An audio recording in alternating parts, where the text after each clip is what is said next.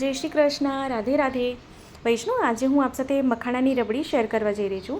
તો અહીં 1 કપ એટલે 1 કટોરી મેં મખાણા લીધા છે. તો શું કરીએ, મખાણા છે ને અહીં પહેલાં છે ને મખાણાને આપણે શેકી લેવાના છે. તો થોડુંક અહીં પહેલાં ઘી કરીએ એક કઢાઈમાં, અને પહેલાં મખાણાને છે ને આપણે એમાં સરખા જરાક શેકી લઈએ, રોસ્ટ કરી લઈએ. આવી રીતે ડ્રાય રોસ્ટ કરી લઈએ, એટલે બહુ ઘી નહીં, એકદમ તળી નહીં લેવાના, પણ થોડાક એને ખાલી શેકી લઈએ. શું છે, આ છે ને એકદમ પોચા હોય ને તો સીજા કડક થઈ જાય, એટલા માટે.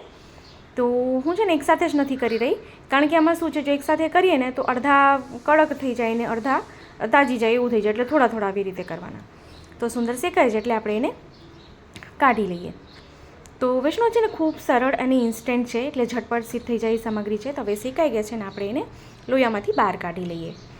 તો કેવું છે કે મખાણાની રબડી છે, મખાણાની ખીર તો થાય જ છે, પણ આપણે આજે મખાણાની રબડી કરી રહ્યા છે, જેવી રીતે અંગૂર રબડી હોય ને એવી રીતે. તો હવે શું કરીએ, એ સેમ પેનમાં એ જ કટોરીના માપથી અહીં કહું ને તો 1.5 કટોરી અહીં દૂધ લીધું છે. જોઈશું, આ રબડી છે આપણે દૂધથી બી કરી શકો ને દૂધના પાવડરથી બી કરી શકો છો.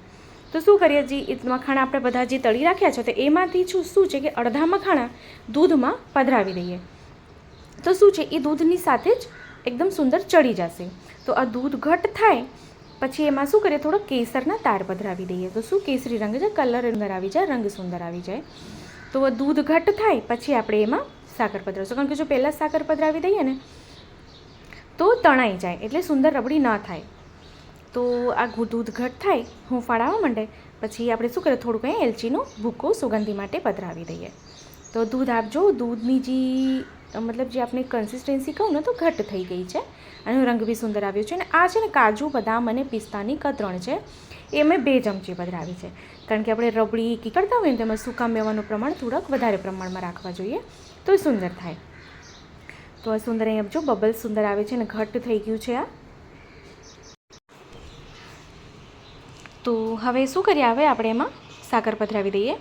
તો સાકર હવે આપણે કહું ને તો જો 1.5 કટોરી દૂધ લીધું હતું મેં, તો અહીં અડધીથી થોડીક ઓછી, એટલે વધારે નહીં, કારણ કે રબડી છે ને જે ઘટ થાય ને તો વધારે મીઠું થઈ જાય, ગળ્યું વધારે થઈ જાય. તો એ અડધી કટોરીથી થોડીક ઓછી સાકર અહીં લેવાની, અને એને બી આપણે ઉકળવા દેવાનું, એને બી સરખું ઉકાળી લેવાનું છે. તો અહીં કેસર આપણે પધરાવીએ છીએ, એનો રંગ સુંદર આવ્યો છે. તો આપ અહીં જોઈ શકો છો. જો વૈષ્ણવ, આપણે દૂધના પાવડરનો ઉપયોગ કરી શકો છો, આમાં નથી કર્યું. જો ઇન્સ્ટન્ટ કરવું હોય ને તો દૂધનો પાવડર, અહીં દૂધના પાવડરની રબડી સિદ્ધ કરીને એમાં મખાણા પધરાવી દેવાના. તો આપણે અહીં જો દૂધ સુંદર ઘટ્ટ થઈ ગયું છે, એકદમ કન્સિસ્ટન્સી એની આપ જોઈ શકો છો, એકદમ રબડી જેવી થઈ ગઈ છે. ખૂબ સુંદર અને સરળ અને ઇન્સ્ટન્ટ સામગ્રી શ્રી પ્રભુને ભોગ ધરી શકાય તેમ. તો વૈષ્ણવ, અગર ચેનલ પર નવા છો તો ચેનલને સબસ્ક્રાઈબ કરશો, બેલ આઇકોન હિટ કરશો, કે જ્યારે બી આવી સુંદર, સરળ અને તરત થઈ જાય એવી સામગ્રીનો વિડીયો મૂકું તો આપ સુધી નોટિફિકેશન આવી જાય. અને હા વૈષ્ણવ, વિડીયો ગમે તો વિડીયોને લાઈક જરૂરથી કરશો. કમેન્ટ બોક્સમાં કમેન્ટ કરીને જણાવશો કે આપને વિડીયો કેવો લાગ્યો છે, આપને સામગ્રીની રીત કેવી લાગી છે. અને હા વૈષ્ણવ, આપણા ગ્રુપમાં શેર કરશો, જેથી વધુથી વધુ લોકો સુધી વિડીયો પહોંચી શકે. તો આપણે કહું, ગેસથી નીચે ઉતારી લીધું છે, અને આ મખાણા જે આપણે રોસ્ટ કર્યા હતા ને એ થોડાક આવી રીતે ક્રમ્બ કરીને એમાં મિક્સ કરી દેવાના છે. તેમાં ક્રન્ચી થોડીક આવશે, થોડું ઘટ વધારે થઈ જશે, જે રબડી છે ને થોડીક વધી ઘટ થશે, એનું ટેક્સચર આખું બદલાઈ જશે. હવે શું કરીએ, સુંદર રબડી સિદ્ધ થઈ ગઈ છે, આપણે જોઈ શકો છો. હવે આપણે એને એક કટોરીમાં સાજી લઈએ. તો વૈષ્ણવ, ખૂબ સરળ ઇન્સ્ટન્ટ મખાણાની રબડી સિદ્ધ થઈને તૈયાર થઈ ગઈ છે.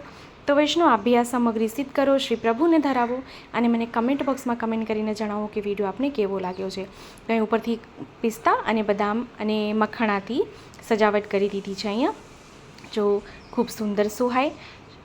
આપણે કોઈ બી સામગ્રી પ્રભુ માટે કરતા હોઈએ તો આપણે સજાવટ કરવી જરૂરી છે, તો પ્રભુને ખૂબ સુંદર લાગે. તો ખૂબ સરળ અને ઇન્સ્ટન્ટ આ મખાણાની રબડી સિદ્ધ થઈ ગઈ છે. તો વૈષ્ણવ, અગર આપને કાંઈ પૂછવું છે તો મને કમેન્ટ બોક્સમાં કમેન્ટ કરીને પૂછી શકો છો. તો ફરીથી મળશું આવી રીતે જ નવા વિડીયો સાથે. ત્યાં સુધી આપ સૌને મારા જય શ્રી કૃષ્ણ.